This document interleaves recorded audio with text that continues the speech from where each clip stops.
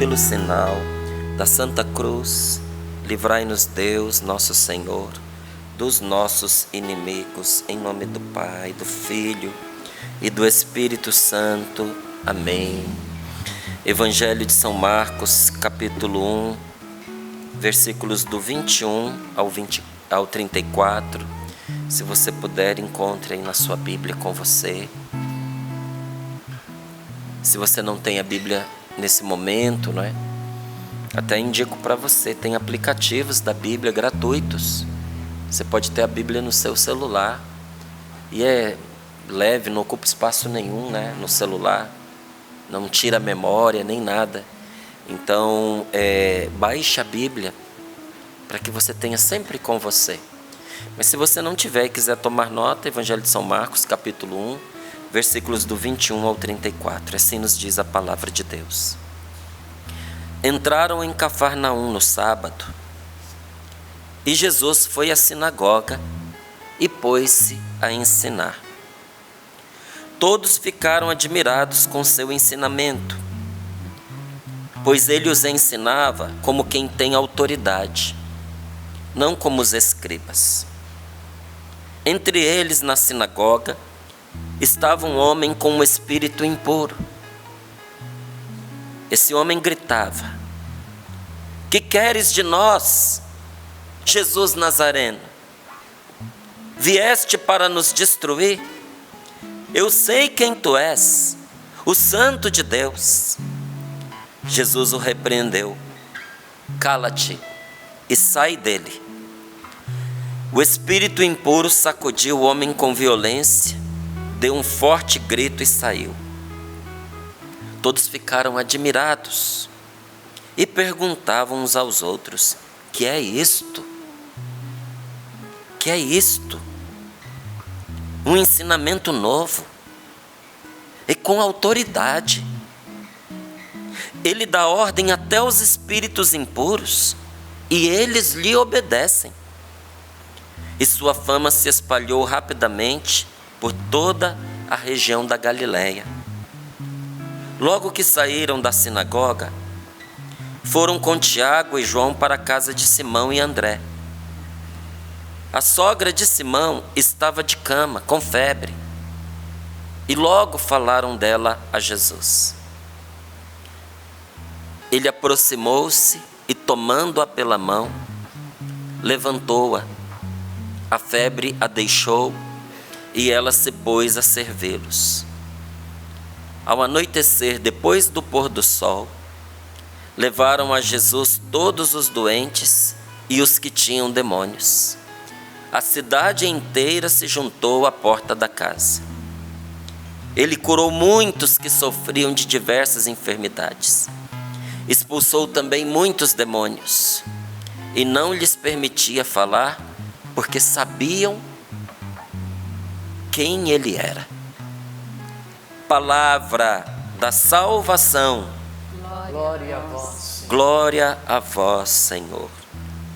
Essa passagem, quando eu a leio, sabe, ela me joga direto de volta lá na Terra Santa. Porque cada vez que a gente vai na Terra Santa, a gente faz uma experiência diferente. E é interessante, Deus nos toca num lugar diferente. Me lembro que a primeira vez que eu fui até ensaiando, né? Eu pensava assim, quando eu chegar lá no Monte Calvário, onde Jesus foi crucificado, eu vou tocar aquele monte que o sangue de Jesus tocou. Eu vou entrar no Santo Sepulcro, o lugar onde o corpo dele foi depositado, onde ele ressuscitou. E eu fui fazendo todos os meus planos. Só que, meu amigo, o corpo da gente não nos obedece só porque a gente quer. Muitas vezes a gente quer rezar e não consegue, não é assim? E aí a gente sai daqui do Brasil, é uma viagem longa. Você peregrina, você visita os lugares, às vezes você está cansado. O dia fica meio que trocado, né? Porque você vai para o outro lado do planeta, tem fuso horário. Então aqui está de noite, lá é de dia. Tudo isso o corpo da gente sente. Então quando eu cheguei no Santo Sepulcro, eu não consegui viver tudo aquilo que eu pensava que eu ia viver. Mas Deus tinha guardado para mim uma experiência extraordinária no Monte Tabor. Quando eu subi naquele lugar, alguma coisa aconteceu dentro de mim. E era um lugar que eu não tinha a menor expectativa. A gente faz os planos, mas é Deus quem dispõe. E cada vez que eu fui, era um lugar diferente. E de repente o Espírito Santo nos mostra algo que o guia não está mostrando, sabe? E um dos lugares que me tocou demais, que mexeu muito, mas muito comigo, foi a casa de Pedro. Porque tem uma igreja construída sobre ela, mas toda a base em volta da igreja é de vidro, você vê tudo lá. Todas as ruínas. E aí eles explicando, né? Que aquela rocha ali, aquelas pedras da casa, é mesmo da época de Jesus, isso é certeza. As pesquisas já mostraram. E aí tem toda a casa, porque está sem o teto, você vai vendo todos os lugares dela, os quartos, o pátio e tudo mais. E de repente, algo tocou assim dentro de mim. Está vendo aquela entrada? É a única entrada para a casa. Por aquela porta, Jesus teve que passar, muitas vezes. Porque a casa de Pedro não era, na verdade, a casa de Pedro, era também a casa da sogra de Pedro. Ali, naquele lugar, Jesus curou a sogra de Pedro. Naquele lugar, Jesus dormiu, porque ali não era a casa dele. E quando ele ia ali para Cafarnaum, onde é que ele dormia? Dormia lá, naquele lugar. E ali na frente daquela porta, ao anoitecer, depois do pôr do sol, levaram a Jesus todos os doentes e os que tinham demônios. A cidade inteira se juntou à porta da casa. E ali Jesus curou muitos que sofriam de diversas enfermidades.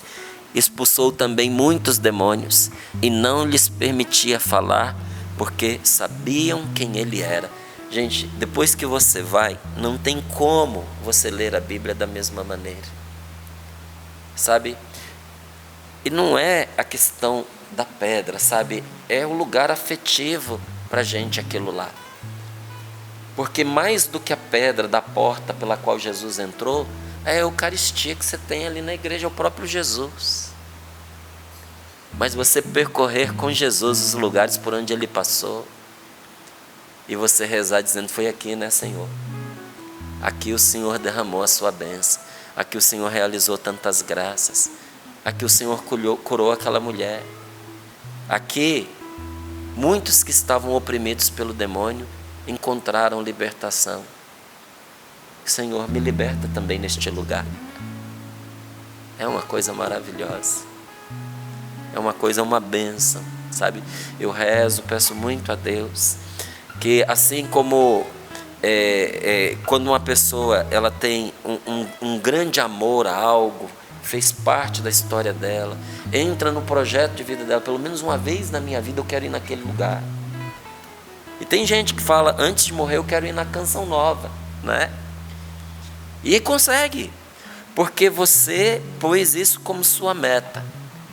A todos nós que temos um pouquinho de condições, não é muito não, um pouquinho, deveríamos colocar como meta a gente ir à Terra Santa, a gente visitar esse lugar sagrado, e é possível para todos.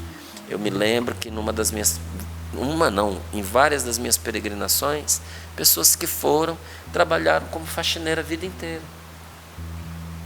Eu dou esse exemplo porque não estão entre os que ganham menos, mas também não estão entre os que ganham muito. E é um serviço exigente, não é? Mas quando a gente quer, os meios aparecem. Se você tiver oportunidade, vamos juntos, né? Ano que vem, 2027, vai ter esse Pentecostes lá maravilhoso. Vamos passar por todos esses lugares. Quero ter a graça de rezar com você neste lugar e dizer: ali, ó, aquela rocha da qual eu estava falando, é aquele lugar.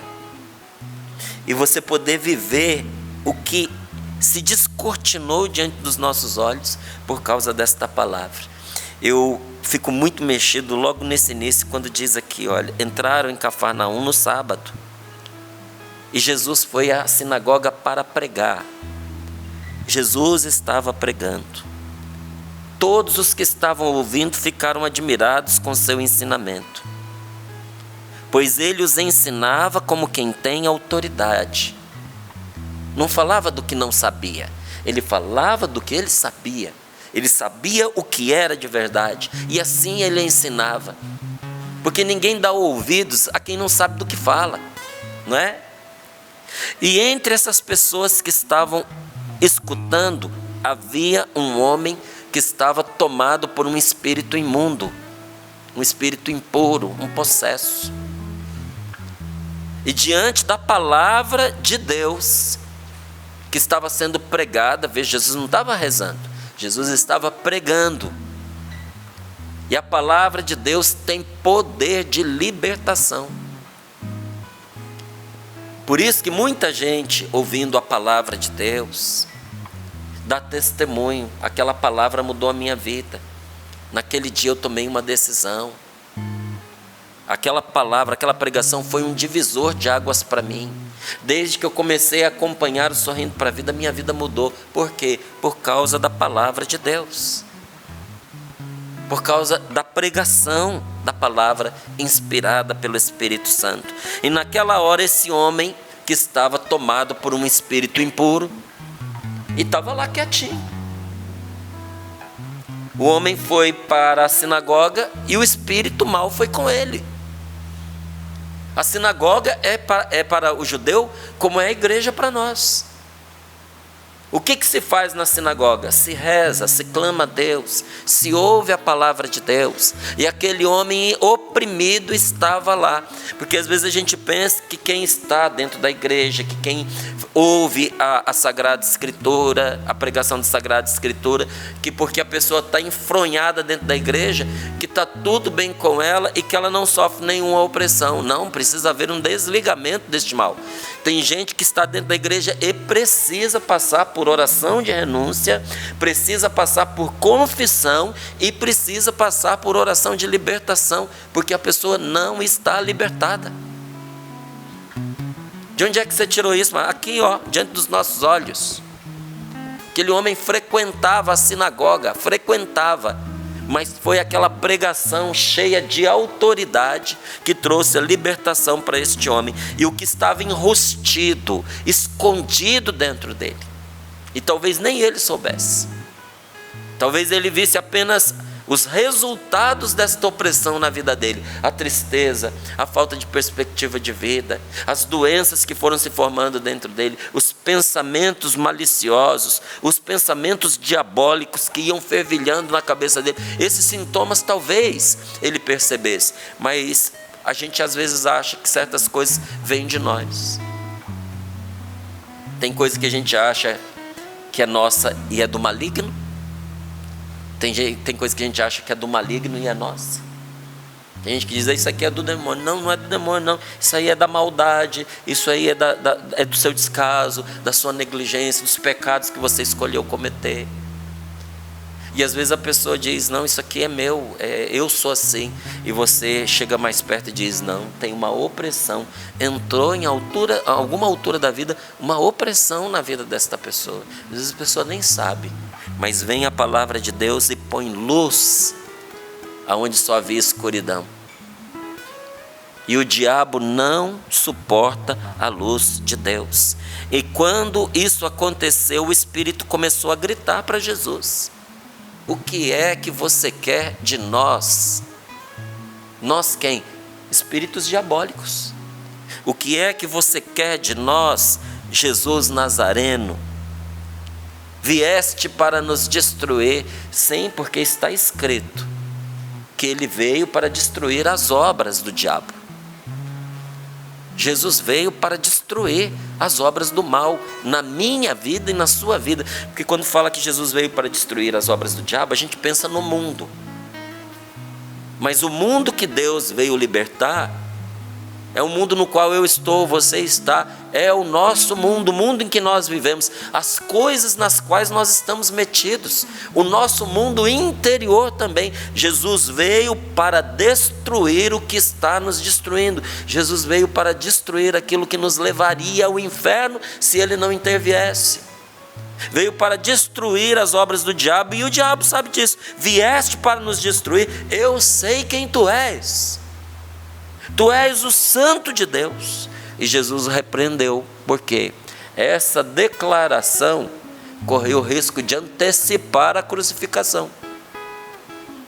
Ainda não era a hora.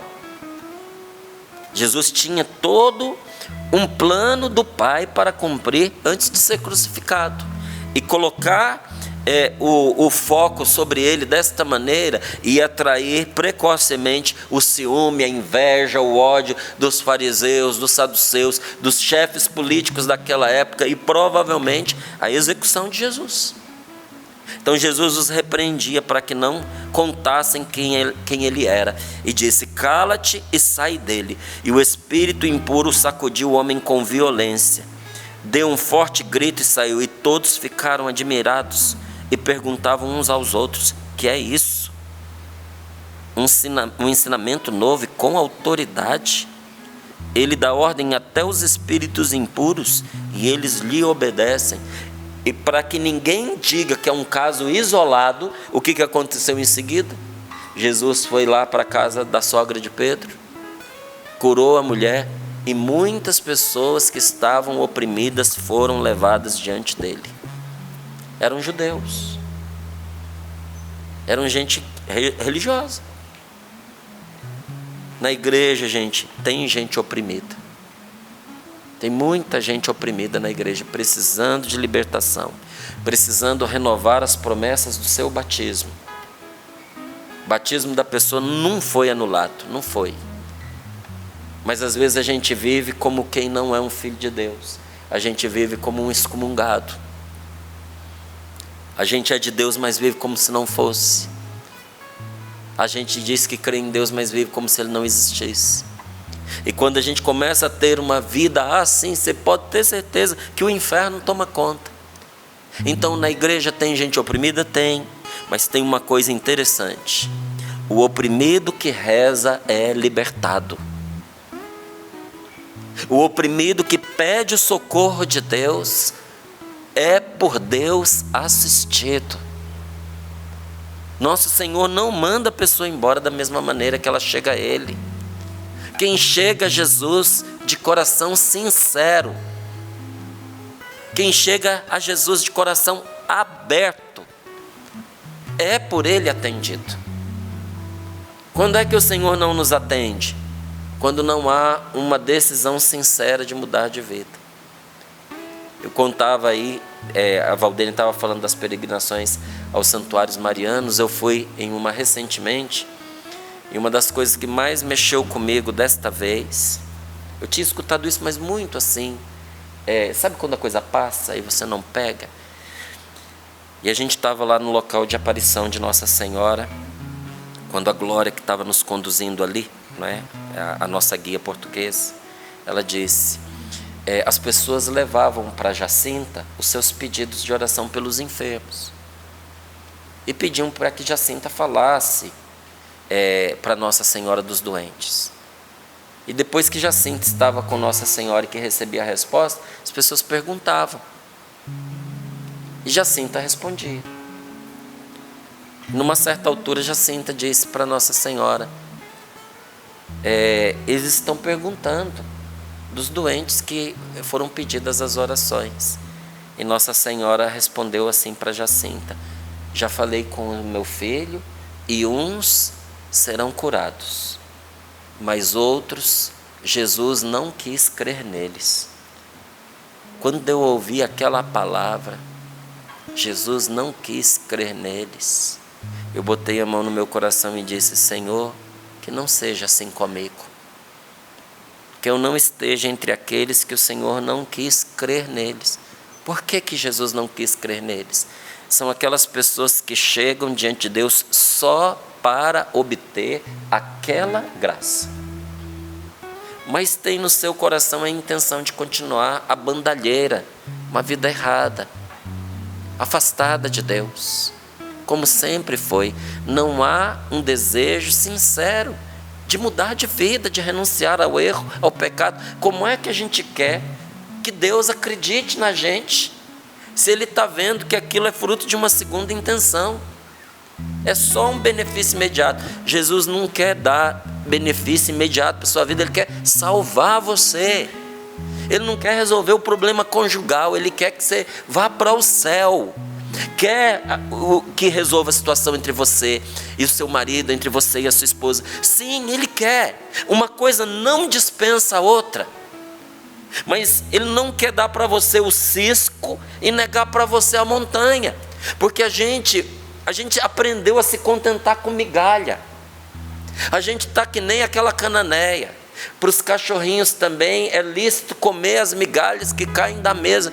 Jesus não quer que você tenha migalha, coma migalha. Ele quer que você receba tudo. E se para a gente acordar que existe um céu à nossa espera, Ele precisar não dar a migalha, Ele não dá. Para a gente se questionar.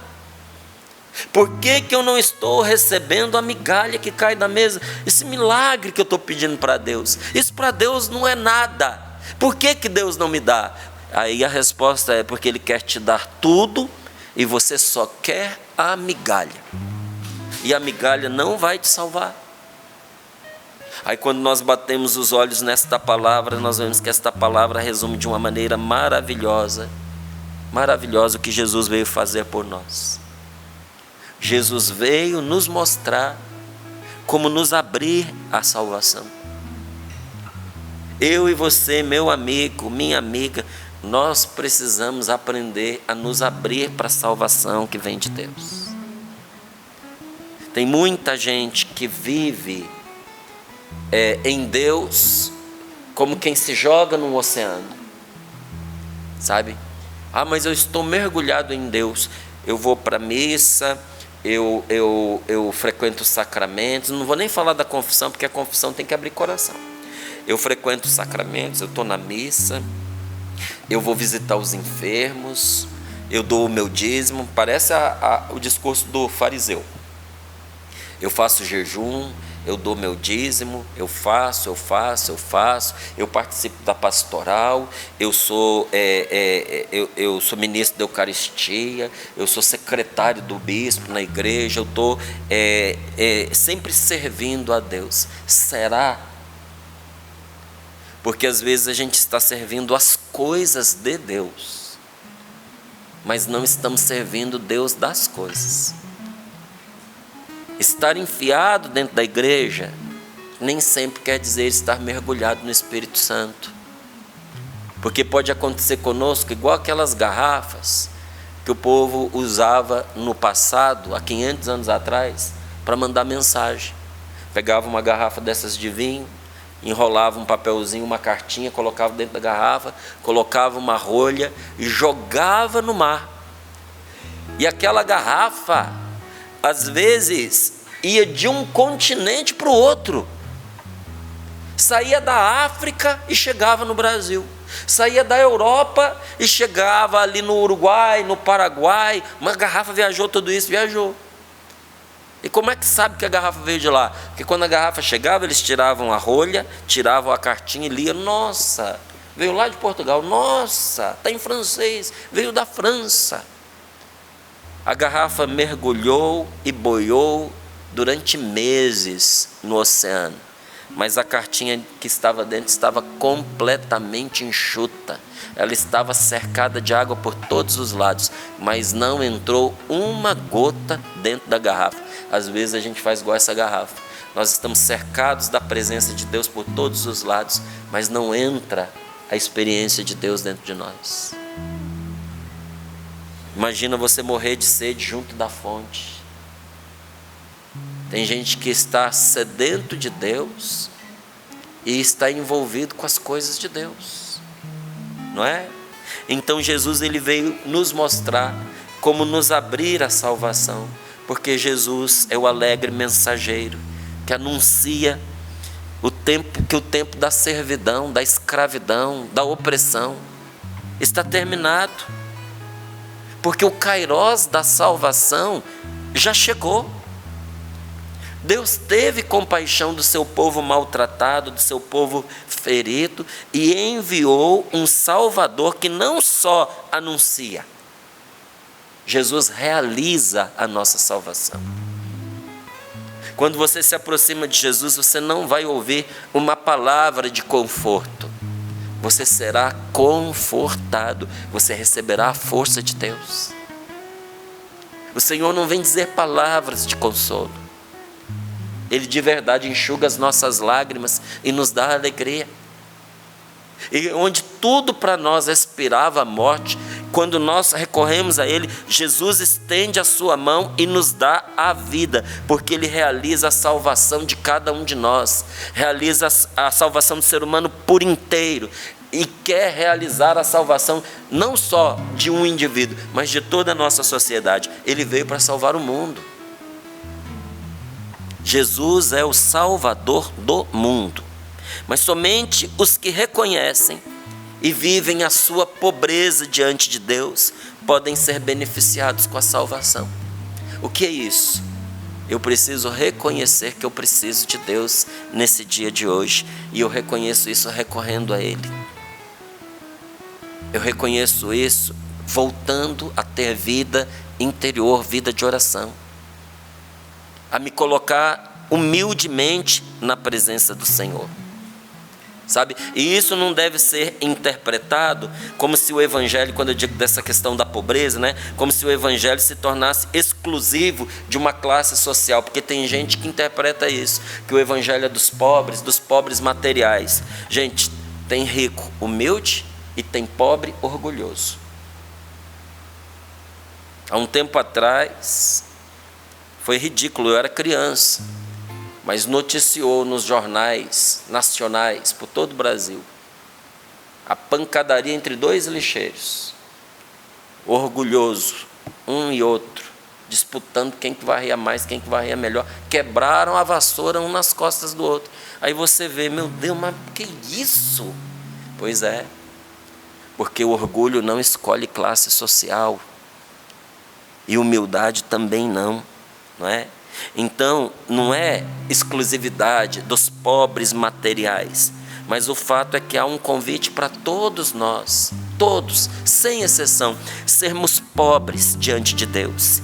E assim, aquele que se reconhece pobre, reconhece que é necessitado, reconhece que Jesus veio para ele, reconhece que precisa de salvação, de libertação na sua vida. Aí a minha pergunta é você essa pessoa hoje que Jesus vai socorrer? É você aquele que está dizendo, eu sou esse necessitado, eu sou essa pessoa que queria estar lá na porta da casa de Pedro, que precisa estar lá na porta da casa de Pedro? É você essa pessoa? Porque quem não for pobre não pode receber as riquezas do reino dos céus. Quem já está cheio não tem como receber mais nada. Pessoa que está cheia de si, arrogante. E olha, muitas vezes isso se traduz num discurso, viu? Eu não preciso confessar, eu não preciso rezar. Quem precisa é quem está aí matando as pessoas, roubando as pessoas. Não matei, não roubei ninguém. Aí a gente fica assistindo porcaria e fica tomando como modelo, como professor, gente que não dá conta nem da própria vida.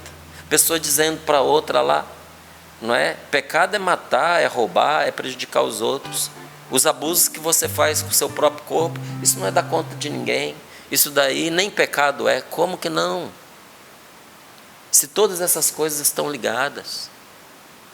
Se a ruindade parte de um coração destruído, machucado, pervertido, perverso. A perversidade começa dentro de nós, gente. A perversidade que a gente espalha pelo mundo, antes aconteceu dentro da gente. A gente acha que é uma coisa, é mais ou menos como diz o ditado, que os olhos não veem, o coração não sente. Não, não é assim não. Às vezes você não viu, mas você percebe que tem alguma coisa estranha no ar. Você não viu o que a pessoa fez, mas o Espírito Santo mostra que tem alguma coisa errada. Não é? Não, eu sou esta pessoa que preciso da salvação de Jesus para mim hoje. Eu preciso de libertação urgente. E você? Como o céu não se compra nem se adquire por mérito, somente aqueles que são pobres diante de Deus é que o herdam. Peça a Deus agora essa graça, porque às vezes nem de ser humilde a gente consegue, né? Sem o Espírito Santo. Senhor, dá-me a graça da humildade. Senhor, dá-me a graça de reconhecer que sem Ti eu não sou nada. Senhor, ouvindo esta palavra, vendo a Sua autoridade, o Seu poder, de pela força da Tua palavra libertar o Teu povo, traz libertação para minha casa, traz libertação para minha vida. Jesus, eu preciso de Ti. Senhor, vem me socorrer. Senhor, vem me iluminar, vem me mostrar o que eu devo fazer. Vem, Jesus.